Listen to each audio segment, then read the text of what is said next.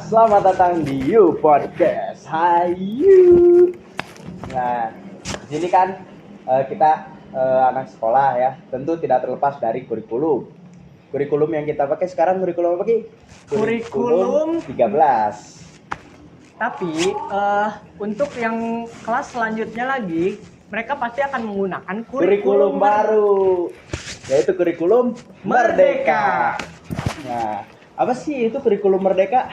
Jadi kurikulum Merdeka itu tidak akan ada perminatan, tapi perminatannya di kelas 11. Kelas 11 tapi namun satu pelajaran tidak ada seperti biologi, kimia, MTK minat, Inggris minat, tidak ada. Gimana menurut Maneki? Jadi lebih seperti kayak mengikuti ajaran orang luar negeri sih. Lebih kalau efektif gak sih? Kayaknya untuk ya tergantung dulu ya, apa kita harus mendalami satu pelajaran tersebut atau kita mempelajari dasarnya saja. Oh, iya, benar. Tapi kayak apa ya? Kalau misalnya minatnya ke satu pelajaran, tapi kita tuh salah milihnya. Nah, takutnya kan gitu anak-anak sekarang tuh, wah bakat gua apa ya, minat gua apa gitu. Nah, itu balik lagi sih Soalnya dari kan kuliah juga masih banyak yang salah jurusan gitu. Nah, kalau menurut saya sih emang harus dimantapkan dari sebelumnya, sebelum mau ke kelas 11-nya gitu ya, mau naik. Ya, Nah, jadi emang harus udah persiapan dulu lah. saya nyari-nyari gitu ya, apa ya bakat coba-coba gua, dulu. apa ya kira-kira gua minat kemana nih gitu. Nah, lebih tepatnya seperti itu sih. Ya, merdeka belajar. Katanya tentu akan menjadi merdeka katanya. Iya Menurut sih. Bapak Nadiem Makarim. Tapi dicoba dulu apakah efektif atau tidak. Efektif atau tidaknya tentu harus dicoba dulu. Nah, kita lihat saja nanti paling apakah masih berlanjut atau memang kembali lagi kepada kurikulum 13 ataupun yang Ya, baru mungkin ini. ada kemungkinan ya kalau tidak efektif kurikulum merdeka itu bisa kembali lagi ke kurikulum 13. Nah, iya Atau tuh. kurikulum sebelumnya kurikulum apa ya dulu ya? Kurikulum berapa ya? Ya 2012 itulah lah. kurikulum itu ya. Iya. Apa lagi ya? Terus untuk tahun depan kemungkinan akan sekolah normal lagi 100% dan jam pelajaran sampai full. Nah, Apakah kita angkatan terakhir, kita masih kebagian kimia, fisika, biologi. Wah, 3 jam itu kita belajar hitung-hitungan. kalau menurut saya nih ya, yang dari saya dapat dan telaah dari Google itu kayaknya kurikulum merdeka itu satu peminatan tapi di fullin gitu satu harian. Jadi kayaknya lebih capek, lebih lelah. Oh, jadi kayak satu pelajaran gitu, satu pelajaran Ya.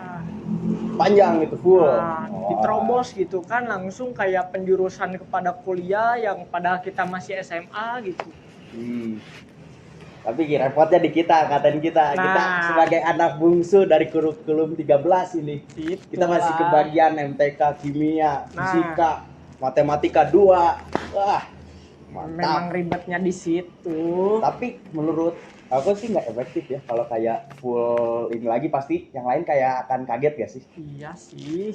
Memang pasti ada kagetnya, makanya kayak aduh lama banget ini sampai jam 12 aja masih banyak yang tidur gitu.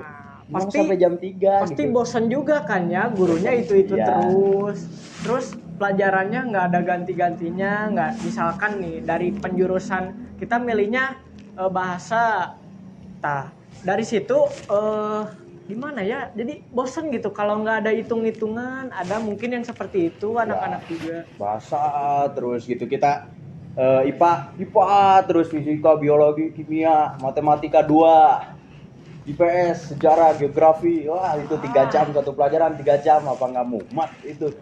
Itulah ya. Nah, itu untuk kedepannya ya kita serahkan lagi, kita mah hanya siswa. Kebalik lagi ke kementerian, Disdik ya, kita tidak bisa mengatur juga. Doakan tapi menurut kita sebagai pelajar lebih efektif sampai jam 12 saja. Iya sih. Karena cukup untuk istirahat, les, melakukan kegiatan lain gitu. Jadi lebih terisi waktu ruangnya. Ya benar. Jadi kita nggak perlu misalnya kuliah nanti kita tahu kita bakatnya kemana, kita mencari sekarang tuh dari pulang sekolah. Jadi gitu. bisa lebih mengeksplorasi. Kayak ya gitu sih. Paling waktu istirahat jadi lebih cukup, bisa tidur siang dulu gitu kan. Kalau misalnya nanti kalau sekolah jam 3 lagi kan kayak pulang jam 3. Terus kalau yang les, kalau yang ada eskul apa, Nggak ada eskul waktu lagi, istirahatnya nggak ada banget waktu ya. istirahat, capek gitu kan. Kayak anak sekolah tuh kayak lelah udah kayak malas sekolah gitu jadi Iya sih jatuhnya ya. kan. Nanti apakah nanti ini kurikulum merdeka lebih meringankan Kita atau lihat gimana? lagi nanti. Iya, apakah akan banyak penambahan guru ya sepertinya soalnya kan pasti akan lebih banyak kelasnya. Nah, pasti ada murid ini pasti ada yang mau lebih banyak ke IPA gitu kan, sedangkan IPS-nya sedikit. Nah, paling Yes. dari situnya. Seperti di IPA-nya tuh dia minatnya ke apa ya? Kalau sains tuh fisika. Guru fisika berarti harus lebih ditambah banyak kalau peminat nanti di tahun depan lebih banyak ya. Guru fisika, guru biologi nanti per bidangnya harus lebih banyak lagi ya. Ya, mungkin itu saja ya yang bisa kita bahas tentang kurikulum merdeka dan penambahan waktu. Masih belum mendalami juga kan. Mungkin masalah efektivitas atau tidaknya ya nantilah, kita belum tahu kayak gimana uji cobanya ya. Ya selamat saja untuk adik-adik yang mencoba pertama kali kurikulum merdeka. Ini mah ya, kita sebagai ketua kakak anak kelas bungsu dari kurikulum 13 ini aduh yang mumet sekali kalau sekolah sudah paling full. terakhiran gini ya. Ya mungkin udah itu saja ya yang kita bisa bahas. Mungkin nanti lebih dalamnya bisa searching di Google, dicari di YouTube, di blog, link di mana gitu, di blog gitu. Ya, sekian. Terima kasih Ki atas waktunya. Ya, sama-sama. Saya juga di sini menyempatkan waktu juga. Itu sebagai pelajar. Nah, ya, walaupun masih ada tugas lain gitu kan. Ya.